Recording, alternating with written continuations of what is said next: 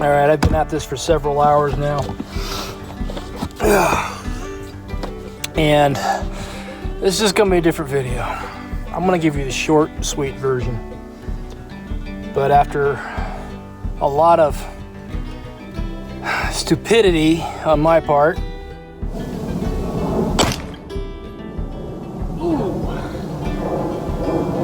got my hearing protection.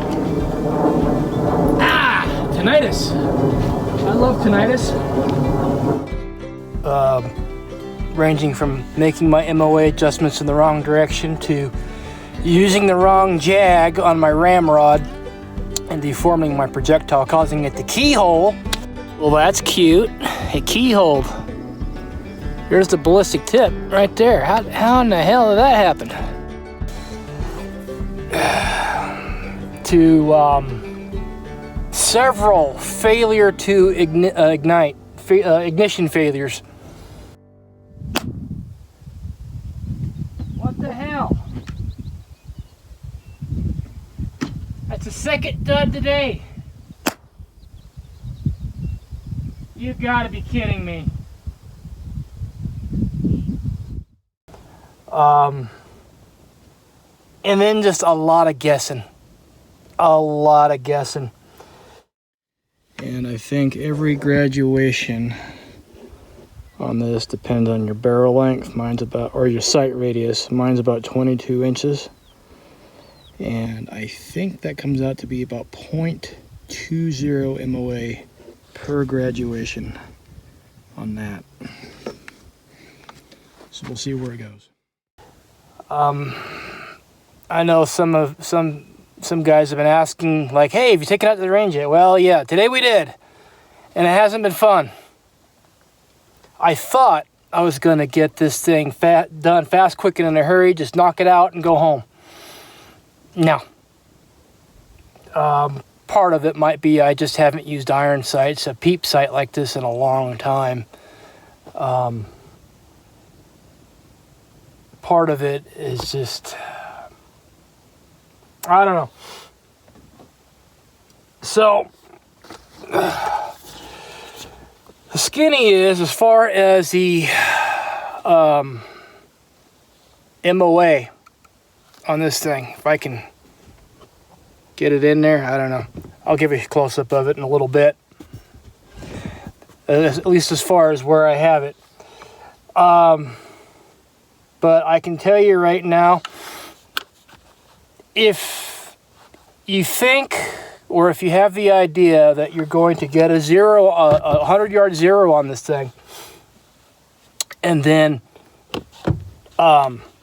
range this thing out, like say you zero for 100 yards, but the elk is 140, and you think you can just dial this in really quick, I don't think that's going to be the case.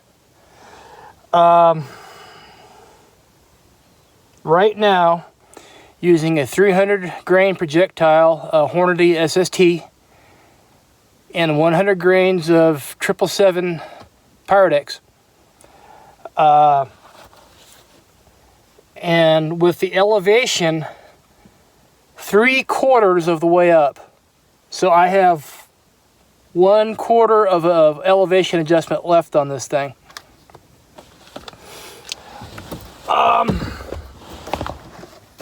At 100 yards, these were the last few shots I made right here, just right in here. And then I changed up to Barnes 290 grain TEZ, and it ended up right here. So I went from here to here, and man, I did a lot of shooting today.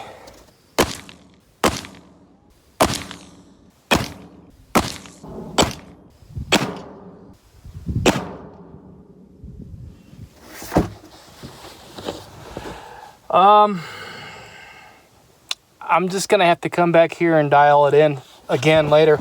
Right now the thermals have kicked up a little bit too much. As you adjust the elevation on this thing, it will mess with your cheek riser a little bit, your cheek weld. I wish I brought my hex wrenches with me, and I didn't. When you start maxing that elevation out, you're going to notice your cheek rest. Your cheek weld is just off. So definitely bring a way to adjust your cheek weld. Right now, my expectations is to just be able to get rounds on paper. Maybe a smaller diameter peep in the rear might help. And I have the front sight, this front sight bead. You'll have to check my other video when I mounted that thing.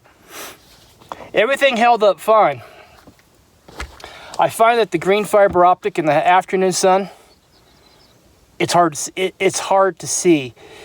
When you have a piece of notebook paper at 100 yards, even with the fine bead, that front sight post, trying to put, it's just really small. So my expectations is just basically to be able to hit a piece of notebook paper at 100 yards right now. That's where I'm at. I think I'm gonna have to come back out again, bring the ability to adjust my cheek weld, and sight in with 290 grain TEZ Barnes, because that's what I plan on using. I just shot up the rest of the Hornady because they were cheap, and this is range ammo to me right now. I'll show you a close-up of this thing. So that's where we're at. And that's what we're getting, though I put masking tape on it, but right there, that's basically what we're getting with a 300 grain projectile with 100 grains of 777.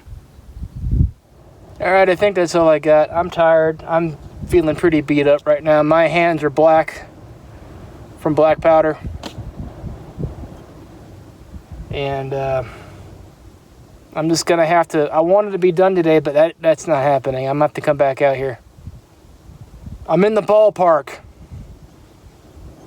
Not fun. You have a good one.